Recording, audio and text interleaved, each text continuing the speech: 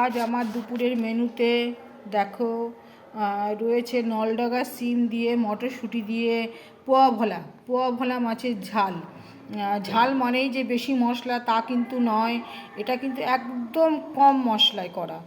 যেমন 1/4 পেঁয়াজ নেবে, একটা পেঁয়াজের 4টে ভাগ করবে, একটা পেঁয়াজ নেবে, একটু পেঁয়াজ নেবে 1/4 এবং টমেটোরের 1/4 টমেটো নেবে, 2 কোয়া রসুন কিংবা 1 কোয়া রসুন দেবে, সামান্য একটু আদা দেবে, কাঁচা লঙ্কা তোমার ঝাল তুমি যেরকম খাবে সেরকম অবশ্যই দেবে।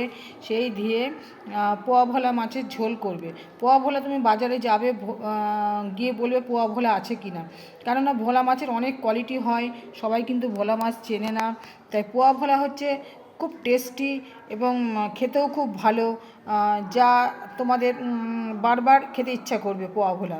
তাই ভোলা মাছ যখন কিনবে অবশ্যই পোয়া ভোলা কিনে এই রকম টেস্টি ঝাল বানিয়ে নেবে।